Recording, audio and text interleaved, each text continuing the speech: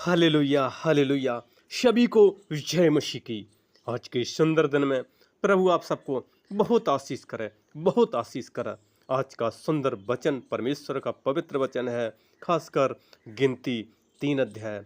और उसमें हम लोग 14 से देखते हैं जो लेवियों की जनगणना, जो परमेश्वर ने लेवियों को चुना था, खासकर जो मंदिर में याजक और महायाजक का काम करना। क्योंकि ये परमेश्वर की नियम थे, कुछ आज्ञा थीं।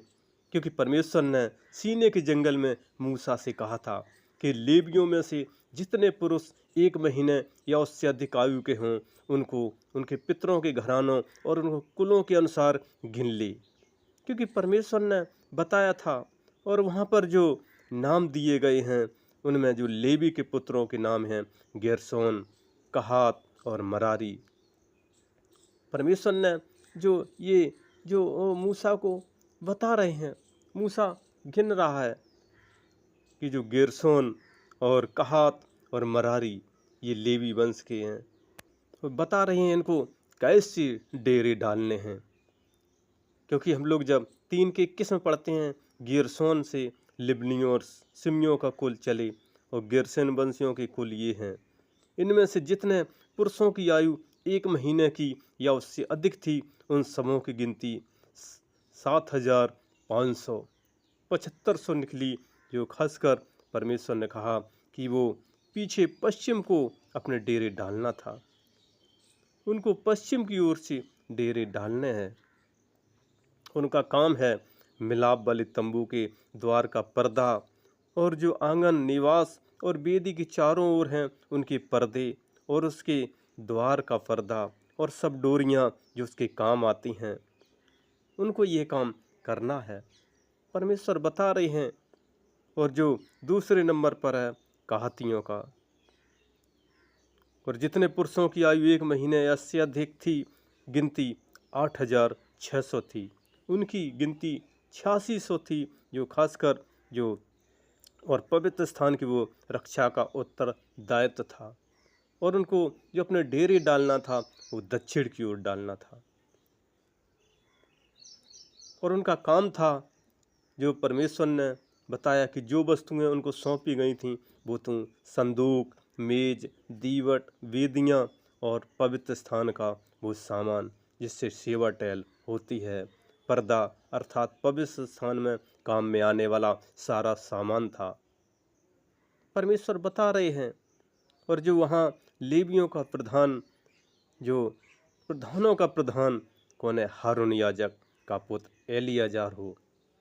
जो लोग पवित्र स्थान की सौंपी हुई वस्तुओं की रक्षा करेंगे, उन पर वही मुखिया ठहरे। क्योंकि हारून याजक को और उसके पुत्र को मुखिया बना दिया था। और तीसरे नंबर पर आता है मरारी, और उनकी भी जब गिनती गिनी गई तो 6,200 थी। और वो उत्तर की ओर अपने डेरे खड़े करना है। और उनका काम था कि जो सौंपी गई थी कि वे निवास के तख्ते, वेंडे, खम्बे, कुर्सियाँ और सारा सामान जो लगाने में काम आए। और चारों ओर की आंगन के खम्बे और उनकी कुर्सियाँ, खूंटें और डोरियाँ थीं। और जो चौथे नंबर, जो पूरब की ओर जो सूर्योदय होता है, वो बता रहे थे कि अपने डेरे जो डालना था, वो मूसा और हारून और उसके पुत्रों को डेरे हों, जो पवित्र स्थान की रखवाली इस्राएलियों के बदले वो ही किया करें। क्योंकि पूरब की ओर बता दिया था कि मूसा और हारून उनके पुत्र देख रेख करें। क्योंकि परमेश्वर बता रहे हैं। और उनकी जब गिनती गिनी गई, और जो मूसा और हारून को वहाँ बताया गया, और दूसरा जो कोई उनके समीप आए वो मार डाला जाए। क्योंकि मूसा और हारून को मुख्य बताया था परमेश्वर ने, और उनके पुत्रों, क्योंकि वही मुख्य याजक थे, याजक महायाजक हुए। और वे सब के सब जो गिने गए, पूरी गिनती जो 22,000 थी, 22,000।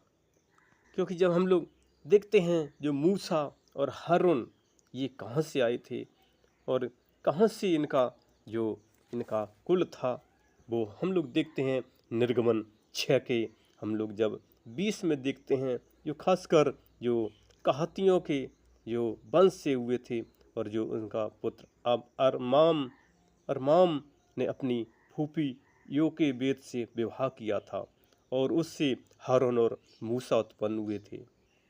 क्योंकि इसमें 6 के 20 में निर्गमन में बता रहे हैं कि वो कहातियों के थे, क्योंकि वो लेवी वंश के थे और उनको याजक और महायाजक का कार्य दिया गया था। क्योंकि जब हम लोग आगे पहला इतिहास में देखते हैं, जो खासकर हारून और मूसा का वंश भी उसमें दिया गया है। जब 6 अध्याय के हम लोग 49 में देखते हैं कि जो हारून उनके वंश जो लेवी वंश के थे उनका क्या काम था। जैसे 6 के 49 में पढ़ते हैं, परंतु हारून और उसके पुत्र होम बलि की वेदी और धूप की वेदी दोनों पर बलिदान चढ़ाते थे और परम पवित्र स्थान का सब काम करते थे और इजरायलियों के लिए प्रायश्चित करते थे, जैसे कि परमेश्वर के दास मूसा ने आज्ञाएं दी थीं। हारून के वंश में ये हुए, अर्थात उसका पुत्र एलियाजार हुआ। जब 54 पढ़ते हैं, उनके भागों में उनकी छावनियों के अनुसार उनकी बस्तियां ये हैं, अर्थात कहात के कुलों में ये पहली चिट्ठी जो हारून की संतान के नाम पर निकली थी, क्योंकि उनका जो चारों ओर का चरागाहों समेत यहूदा देश के हेब्रोन में उन्हें मिला था, क्योंकि परमेश्वर उनको अपनी ओर से देते थे, क्योंकि परमेश्वर की ये आज्ञाएं थीं। जब हम लोग पहला इतिहास 23 अध्याय में देखते हैं, यहाँ पर जो दाऊद एक जो इस्राएल का राजा था और उसने बहुत युद्ध किए थे, उसने बहुत बार हर बार जीतते थे, विजय परमेश्वर देते थे, दानवों को भी वो परास्त कर देते थे, क्योंकि वो दिन में 3 बार 7 बार आराधना करते थे। और उन्होंने जो मंदिर की जो कारोबार था लेवियों को दिया था। जैसे 23 के हम लोग 6 में पढ़ते हैं, फिर दाऊद ने उनको गेर्शोन, कहात और मरारी नामक लेवी के पुत्रों के अनुसार दलों के दल अलग अलग कर दिए थे।